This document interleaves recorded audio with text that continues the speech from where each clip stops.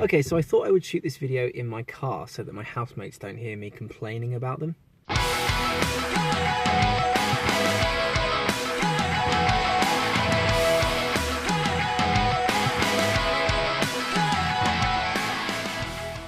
I'm just kidding, I'm not here to complain about my housemates, and we all seem to actually get along pretty well at the moment, which is great.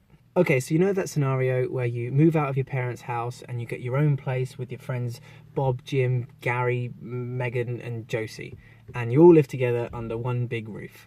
But then, after a while, it gets messy and you realise you don't have your parents around to clean up after you. And now you're annoyed because the kitchen's a mess and it's not your fault because Gary made scrambled eggs last night and he didn't clean up the pan and now you need it to make rice, so you're having to clean up after Gary. Meanwhile, Megan's very lazy and never does any hoovering, and Bob left the bathroom sink an absolute state when he shaved last night, and all you can do is pray to God that it was his face he was shaving. So now the house needs a clean, and you don't want to be bossy and you don't want to cause an argument when you know it will, but the longer you leave it, the more annoyed you get at Bob, Jim, Gary, Josie and Megan for being such slobs. Well now guys, here's my story of what seems to genuinely be working for the last year or so in our flat. See, the kitchen isn't that bad, the bathrooms are hygienic, the floors are okay. Overall, it looks pretty good. So here's our method for how it stays clean most of the time. Rule number 1. The number of housemates equals the number of chores there are to do. In our flat in London, there's 3 of us.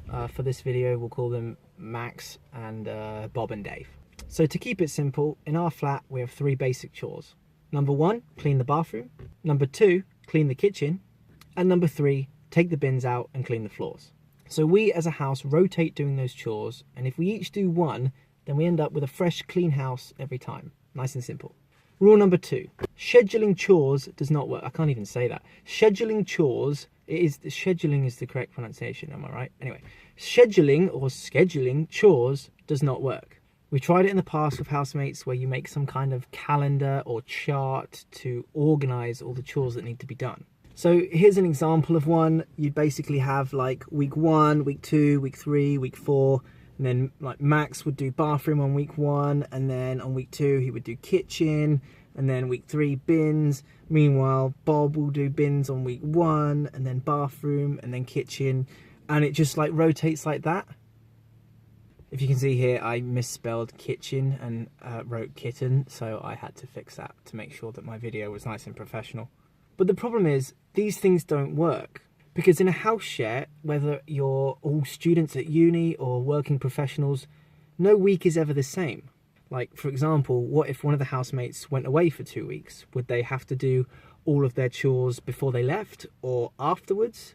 But then there's a problem because that would mean that 2 people end up doing the bins in the same week, or the kitchen goes unclean for 2 weeks. It doesn't really work. And of course, there's another problem. What if I clean the bathroom on a Sunday and then the following week it's Bob's turn, but he does it on a Monday?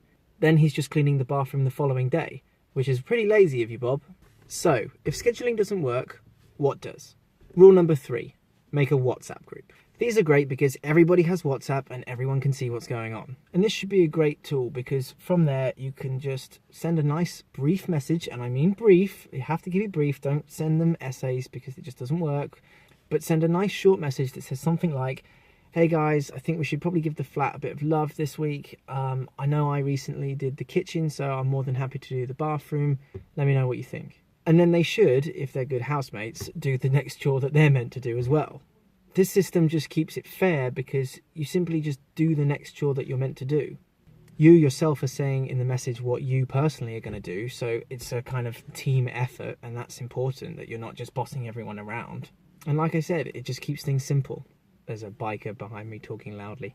Another thing to note, weekly cleaning is not that essential. And houses are busy places with people coming and going. It's never going to be completely spotless, but it does have to be hygienic. And yes, that means you, Dave. I know it's you leaving half-eaten pot noodles all around the house. But in all seriousness, this is genuinely just something that has actually worked for us as a house for about a year now. And I think we are genuinely all very happy.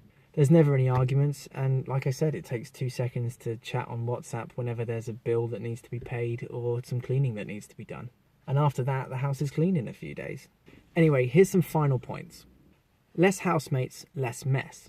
If you're going to live with like 7 people, then good luck trying to get them all to agree on one simple plan that works for everybody, especially with all of the unexpected guests that you tend to get.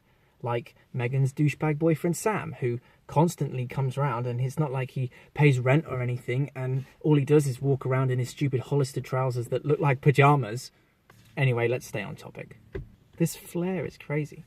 Just another point, if you're going to message a WhatsApp group, make sure you do it for the right reasons, i.e. you just want to live in a clean house, and don't do it just because you want to be a leader and boss everyone around. That's annoying. And I think most people aren't too bothered about a plan and who comes up with the plan. As long as it's a good one, you consider everyone else's opinion as well, and like I said, you keep it simple. If one of the housemates goes away for 2 weeks, that's fine. That's the other housemate's job to keep the flat clean. Those are kind of like unwritten rules, which most people should respect anyway. By the way, one famous sort of phrase that people tend to use a lot in house shares is sending messages like, hey guys, can we please look after the house a little bit more? Does anyone mind being a little bit cleaner? Blah, blah, blah.